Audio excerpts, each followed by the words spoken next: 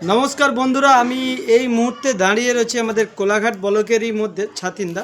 আর এই ছাতিন্দা আমি মুসলিম পাড়ায় এক পরিবারের ছেলের চুল কাটতে এসেছি লোকে। তো আমরা এর আগে সেই বাটুল বুড়ির মন্দির গিয়েছিলাম, তো সেখানে দেখেছিলাম একটি বেল গাছ, যেই বেল গাছটা হচ্ছে কাঁটা ছিল না। তো আমি এইখানে এই ছাতিন্দা এই মুসলিম পাড়াতে রয়েছে এই বেল গাছটা, আর এখানে দেখতে পাচ্ছেন বেলও হয়ে আছে। ঠিক আছে, এই বেল গাছটা এসে দেখলাম কোনো গাছটাতে কাঁটা নেই। তো এটা একটা প্রজাতির বেল গাছ। আমার হয়তো আমি যে বলেছিলাম আপনাদেরকে ঘটনাটা, যে এখানে ঠাকুরের হচ্ছে মানে ঠাকুর মানে বাবুন ঠাকুরের হাতে কাঁটা গাঁথা হয়ে গেছিলো বলে সেই বাবুন ঠাকুরকে বলার পরেই বেল গাছ থেকে কাঁটা সরে গেছিলো, এরকম একটা ভিডিও করেছিলাম, আপনারা নিশ্চয়ই দেখেছেন। তো এখানেও এসে সত্যি এই বেল গাছটা দেখলাম। দেখুন এই গাছে দেখুন আমি হাত বুলাচ্ছি, কোনো কাঁটাই নেই। এখানে এখানে হাত বুলাচ্ছি, দেখা এগুলো কাছ থেকে দেখা।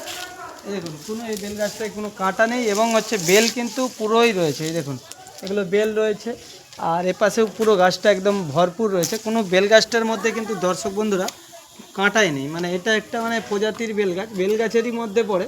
তো সেখানে একটা দেখে এসেছিলাম বাটুল বুড়ির মন্দিরে, এখানেও এসে দেখলাম, দেখে খুবই ভালো লাগছে। এই চুল কাটতে এসে তার ঘরে বেল গাছটা দেখে আমি জাস্ট ভিডিও বানাচ্ছি। এই গাছটা আপনাদের বিশ্বাস যদি না হয়, আপনারা এসে দেখতে পারেন। আমাদের কোলাঘাট ব্লকের অন্তর্গত ছাতিন্দা এই মুসলিম পাড়াতে রয়েছে।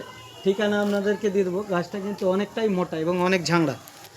দেখুন এই বেল গাছটায় কিন্তু বেলে বেলে পুরো ভর্তি রয়েছে, দেখতে পাচ্ছেন বড় বড় সব বেল রয়েছে।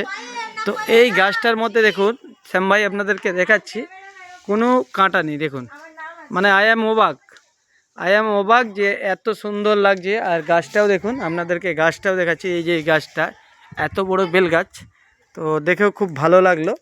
তো অনেক কিছু জিনিস পৃথিবীর মধ্যে এমনই রয়েছে যে জিনিসটা খুব ভালো লাগে, তাই আপনাদের সাথে শেয়ার করলাম।